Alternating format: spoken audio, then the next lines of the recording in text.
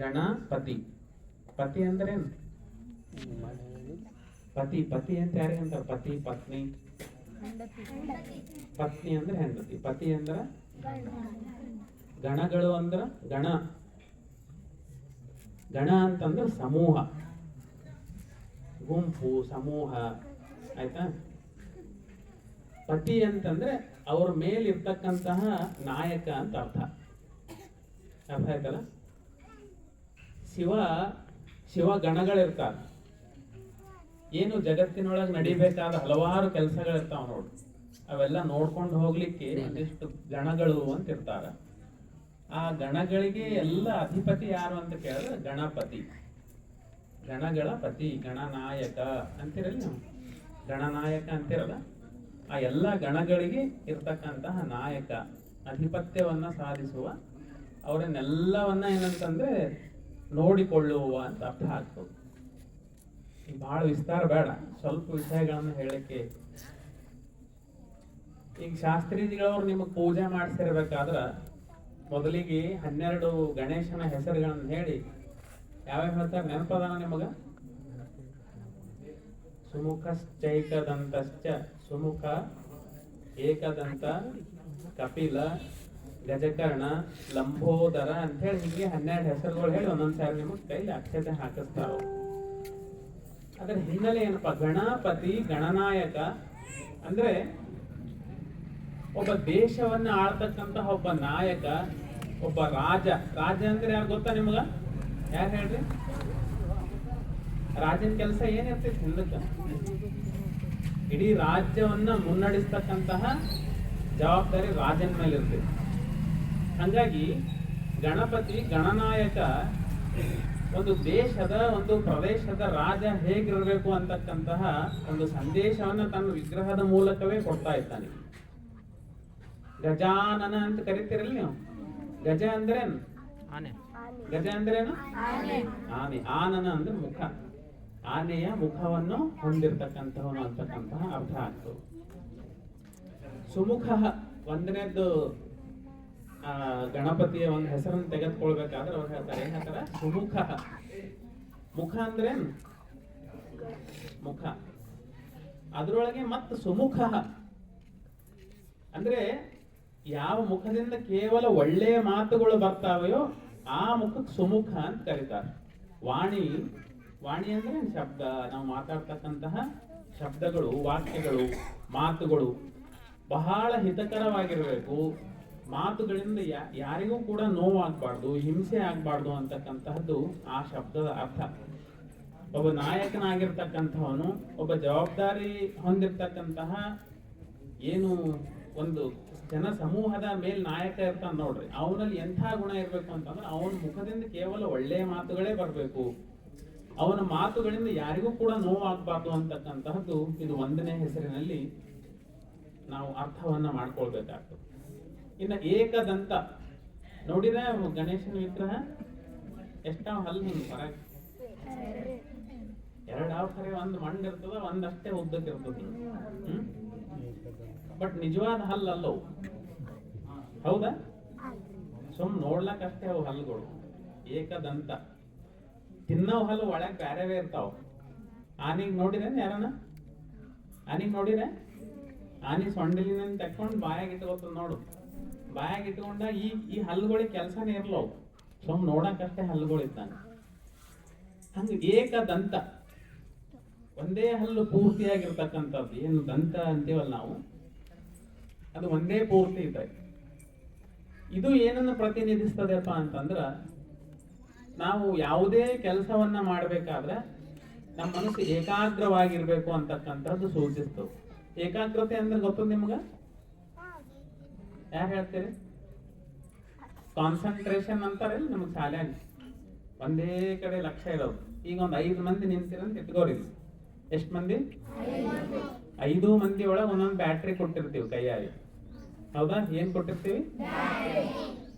ಒಬ್ಬ ಆ ಕಡೆ ಹಾಕ್ತಿರಿ, ಒಬ್ಬ ಈ ಕಡೆ ಹಾಕ್ತಿರಿ, ಒಬ್ಬ ಸೀದಾ ಹಾಕ್ತಿರಿ, ಒಬ್ಬ ಈ ಕಡೆ ಹಾಕ್ತಿರಿ, ಒಬ್ಬ ಈ ಕಡೆ ಹಾಕ್ತಿರಿ.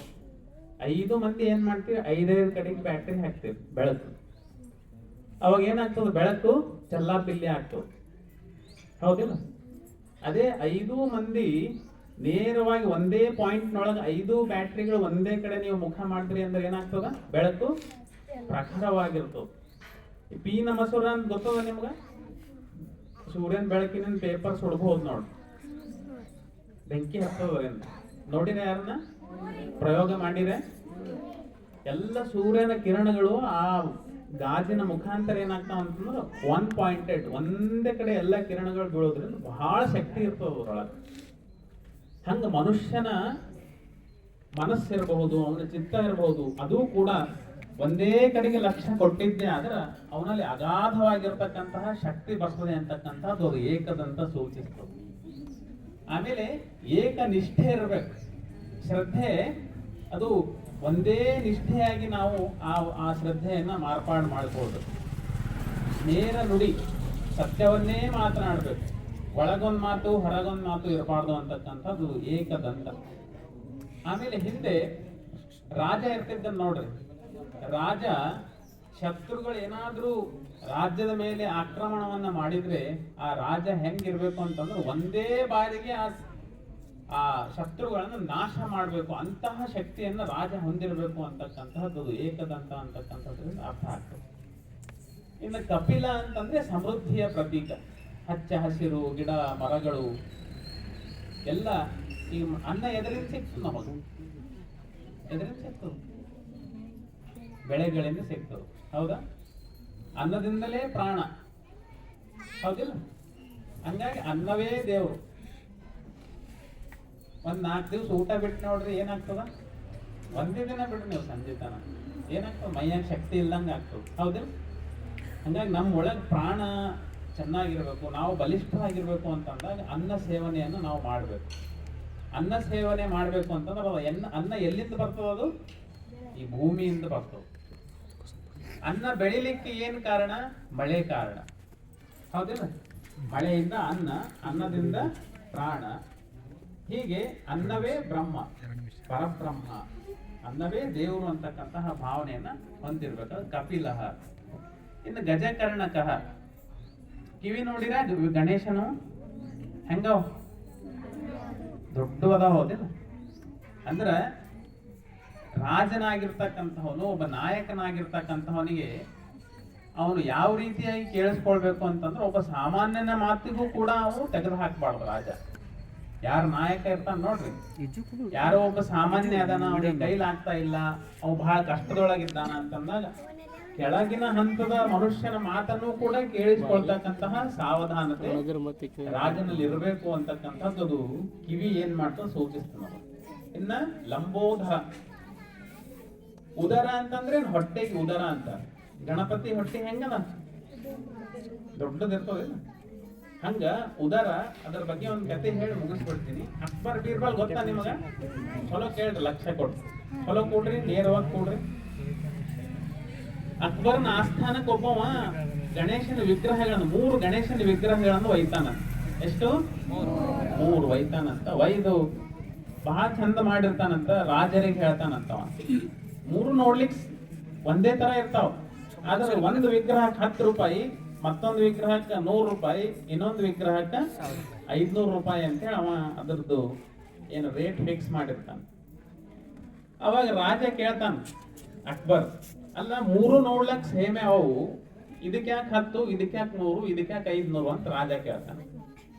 ರಾಜ ಕೇಳಿದಾಗ ಇದಕ್ಕೆ ನಾ ಉತ್ತರ ಹೇಳಿದ್ರೆ ಅಲ್ಲಿ ಬೀರ್ಬಲ್ ನಿಮ್ ಮಂತ್ರಿಗಳಲ್ಲ, ಅವ್ರಿಗೆ ಕೇಳ್ರಿ, ಅವ್ರು ಹೇಳ್ತಾರ ಅಂತ ಹೇಳ್ತಾನ.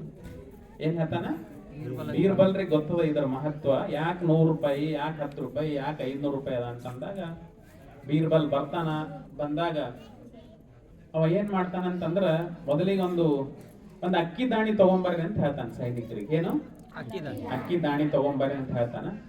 ಆ ಮೊದಲನೇದ್ 10 ರೂಪಾಯಿದೇನ್ ಗಣೇಶ ಇರ್ತದ ನೋಡು, ಆ ಗಣೇಶನ ಕಿವಿ ಒಳಗ ಅಕ್ಕಿ ದಾಣಿ ಹಾಕ್ತಾನಂತ. ಹಿಂಗ ಕಿವಿ ಒಳಗ, ಕಿವಿಗೆ ಹೋಲ್ ಮಾಡಿರ್ತಾನ, ರಂಧ್ರ ಮಾಡಿರ್ತಾನ ಮೂರ್ತಿ ಮಾಡವ. ಅಕ್ಕಿ ದಾಣಿ ಹಿಂಗ್ ಒಳಗ ಹಾಕ್ಬೇಕಂದ್ರ ಅದು ಒಳಗ್ ಹೋಗ್ಲಿಲ್ಲ, ಹೊರಗೆ ಬಿತ್ತಂತವು. ಅದು 10 ರೂಪಾಯಿದೇನ್ ಮೂರ್ತಿ ಇತ್ತಲ್ಲ, ಅದು ಕಿವಿ ಒಳಗ ಅಕ್ಕಿ ದಾಣಿ ಹೋಗ್ಲಿಲ್ಲ, ಅದು ಹೊರಗೆ ಬಿತ್ತ. ಹೊರಗೆ ಬಿದ್ದಾಗ ಆಯ್ತು ಇದಕ್ಕೆ 10 ರೂಪಾಯಿ ಅಂತ ಹೇಳಿ ನಿಗದಿ ಮಾಡಿದ್ರು. ಇನ್ನು 2ನೇ ಮೂರ್ತಿ ಇತ್ತು ನೋಡೋದು, ಅದೆಷ್ಟು ರೂಪಾಯಿದು? 100 ರೂಪಾಯಿದು ಇತ್ತಲ್ಲ. ಅದ್ರೊಳಗೆ ಒಂದು ಅಕ್ಕಿ ದಾಣಿ ಹಾಕ್ತಾನಂತ. ಆ ಅಕ್ಕಿ ದಾಣಿ ಏನಾಗ್ತದ, ಈಚೆಗಡೆ ಕಿವ್ಯಾಂದ ಹೋಗಿ ಆಚೆಗಡೆ ಕಿವ್ಯಾಗ ಹೊರಗೆ ಬರ್ತದಂತ. ಏನಾಗ್ತದ, ಈ ಬಲಗಿನ ಕಿವ್ಯಾಗ ಅವ ಅಕ್ಕಿ ದಾಣಿ ಹಾಕ್ತಂದ್ರೆ ಅದು ಎಡಕಿನ ಕಿವ್ಯಾಂದ ಹೊರಗೆ ಬರ್ತದಂತ. ಅದು ಎಷ್ಟು ರೂಪಾಯಿ ಇರ್ತದ, 100 ರೂಪಾಯಿ ಇರ್ತದೆ. ಇನ್ನು ಉಳಿತ ಯಾವುದು, 500 ರೂಪಾಯಿ. 500 ರೂಪಾಯಿ ವಿಗ್ರಹದೊಳಗ ಅಕ್ಕಿ ದಾಣಿ ತರಿಸ್ತಾನಂತ. ಒಂದ್ ಅಕ್ಕಿ ದಾಣಿ ಹಾಕ್ತಾನಂತ, ಅದು ಒಳಕ್ಕೆ ಹಾಕ್ತದಂತ. 2 ಹಾಕ್ತಾನ, 3 ಹಾಕ್ತಾನ, 4 ಹಾಕ್ತಾನ, 5 ಹಾಕ್ತಾನ. ಒಂದು 100 ಅಕ್ಕಿ ದಾಣಿ ಹಾಕ್ರು ಅವು ಇಲ್ಲಿ ಹೊರಗ್ನೂ ಬೀಳಿಲ್ಲ, ಅಚ್ಚಗಡಿ ಕಿವ್ಯಾಗಿಂದ ಹೊರಗ್ನೂ ಬರ್ಲಿಲ್ಲ. ಅವು ಒಳಗೆ ಹೊಟ್ಟೆಗೆ ಹೋಗ್ಲಕ್ ಪ್ರಾರಂಭ ಆದ್ವು ಅಂತ. ಎಲ್ಲಿ ಹೋಗ್ತಾ ಇದ್ವು ಅವು, ಹೊಟ್ಟೆ ಒಳಗೆ. ಯಾಕಂದ್ರೆ ಲಂಬೋದರ ಅಲ್ಲ, ದೊಡ್ಡ ಹೊಟ್ಟೆ ಉಳ್ಳವ ಅಂತಕ್ಕಂತ ಅರ್ಥ ಇರ್ತದೆ ನೋಡು. ಹಂಗದ 500 ರೂಪಾಯಿ ಗಣೇಶನ ವಿಗ್ರಹಕ್ಕೆ ಏನ್ ಮಾಡಿದ್ದ ಅಂತಂದ್ರೆ, ಕಿವಿ ಒಳಗೆ ಹಾಕಿರ್ತಕ್ಕಂತ ಅಕ್ಕಿ ದಾಣಿ ಎಲ್ಲಿ ಹೋಗ್ತಿತ್ತದು, ಹೊಟ್ಟೆ ಒಳಗೆ ಹೋಗ್ತಿತ್ತಂತ. ಹಂಗಾಗಿ ಬೀರ್ಬಲ್ ಹೇಳ್ತಾನಂತ, ರಾಜರೇ ಅವ ವಿಗ್ರಹ ಮಾಡವ ಇದಕ್ಕೇನು ರೊಕ್ಕ ನಿಗದಿ ಮಾಡ್ಯಾನಲ್ಲ, ಅದು ನಿಜವಾಗ್ಲೂ ಅಷ್ಟೇ ಬೆಲೆ ಉಳ್ಳದ್ದದ. ಯಾಕಂತಂದ್ರೆ 1ನೇ ವಿಗ್ರಹ ಅದು ಕಿವಿ ಒಳಗೆ ನಾವು ಅಕ್ಕಿ ಹಾಕಿದ ತಕ್ಷಣನೇ ಹೊರಗೆ ಬಿತ್ತದು. ಏನಾಯ್ತು, 10 ರೂಪಾಯಿ ವಿಗ್ರಹದೊಳಗೆ ಏನಾಯ್ತು. ಹಂಗ ಒಬ್ಬೊಬ್ರು ಏನ್ ಮಾಡ್ತಾರ ಅಂತಂದ್ರೆ, ಯಾರೋ ಒಂದು ಮಾತು ಹೇಳಿದ್ರು, ಅವ್ರು ಕಷ್ಟವನ್ನು ಹೇಳ್ಕೊಂಡ್ರು ಅಂತಂದ್ರೆ ಏನ್ ಮಾಡ್ತಾರ, ಈ ಕಿವಿಯಿಂದ ಇಲ್ಲೇ ಬಿಟ್ಟು ಬಿಡ್ತಾರ. ಅರ್ಥ ಆಯ್ತಾ, ಇದು ನಿಮಗ್ ತಿಳಿತದೋ ಇಲ್ಲೋ ಗೊತ್ತಿಲ್ಲ, ಆದ್ರೂ ಹೇಳ್ತೀನಿ ಕೇಳ್ರಿ.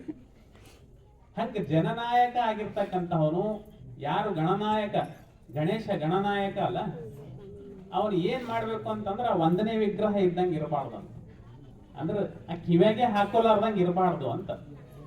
ಪ್ರತಿಯೊಬ್ರು ಕೂಡ ಏನ್ ಮಾಡ್ಬೇಕು, ಯಾರು ಏನ್ ಹೇಳ್ತಾರೆ ಅಂತಕ್ಕಂಥದ್ದು ಕೇಳ್ತಕ್ಕಂತಹ ಸಾವಧಾನತೆ, ವ್ಯವಧಾನತೆ ಇರಬೇಕು ಅಂತಕ್ಕಂಥದ್ದು ಈ ಕಥೆಯ ಒಂದು ಸೂಚನೆ. 1ನೇ ವಿಗ್ರಹ ಏನಾಯ್ತದು, ಹೊರಗೆ ಬಿತ್ತು ಅಂದ್ರೆ ಮಾತು ಕಿವಿಯಾಗೆ ಹಾಕೋಲಾರ್ದವ್ರು ಅಂತದ್ದು 1ನೇದವ್ರು. ಅವ್ರಿಗೆ ಬೆಲೆ ಇಲ್ಲ ಅಂತ ಅರ್ಥ. ಅರ್ಥ ಆಯ್ತಾ? ಯಾರು ಕಷ್ಟದೊಳಗಿರ್ತಕ್ಕಂಥವ್ರ ಮಾತನ್ನು ಕಿವಿಯೊಳಗೆ ಹಾಕೋಣಂಗಿಲ್ವೋ ಅವ್ರಿಗೆ ಬೆಲೆ ಇಲ್ಲ ಅಂತ ಅರ್ಥ. ಅದು ಎಷ್ಟು ರೂಪಾಯಿ ಅದ ಅದಕ್ಕೆ 1ನೇ ಮೂರ್ತಿಗೆ? 10 ರೂಪಾಯಿ ಅವ. ಇನ್ನ 2ನೇ ವಿಗ್ರಹ ಅದಕ್ಕೆ ಎಷ್ಟು ರೂಪಾಯಿ ಇತ್ತು? 100 ರೂಪಾಯಿ. ಅದು ಏನಾಗ್ತಿತ್ತು, ಅಕ್ಕಿ ದಾಣಿ. ನೋಡಿ, ನಿಮ್ಗೆ ಗೊತ್ತಾಯ್ತು. ಈ ಕಿವಂದು ಅಂದ್ರೆ ಈ ಕಡೆ ಕೇಳಿಸ್ಕೊಂಡು ಈ ಕಡೆ ಬಿಡವ ಅಂತ ಅರ್ಥ. ಅರ್ಥ ಆಯ್ತಾ? ಅರ್ಥ ಆಯ್ತಾ? ಶಾಲೆಗೆ ಹಂಗೆ ಮಾಡ್ತೀರಲ್ಲ ನೀವು, ಪಾಠ ಈ ಕಡೆ ಹೋಗ್ತದೆ, ಈ ಕಡೆ ಹೊರಗೆ ಹೋಗ್ಬಿಡ್ತದೆ. ಹಂಗೆ ಮಾಡ್ತೀರ? ಅದಕ್ಕೆ ಏಕಾಗ್ರತೆ ಇರ್ಬೇಕು. ನೀವು ಚಂಚಲ ಮನಸ್ಸು ಉಳ್ಳವರಾದ್ರಿ, ಅಲ್ಲೇ ಶಾಲೆ ಹಿಂಗೆ ಮುಖ ಕುಂತ್ಕೊಂಡು ಇವತ್ತು ನಮ್ಮ ಬಾಬಾ ಊರಿಗೆ ಹೋಗಿ ಏನ್ ತಿರ್ಲಾಕ್ ತರ್ತಾನ, ನಾವು ಬರತಾನ ಅಂತ ಹೇಳಿ ನೀವು ವಿಚಾರ ಮಾಡಿದ್ರೆ ಪಾಠ ಏನಂತ ಇಲ್ಲಿಂದ ಇಲ್ಲಿ ಹೊರಗೆ ಹೋಗ್ಬಿಡ್ತದೆ.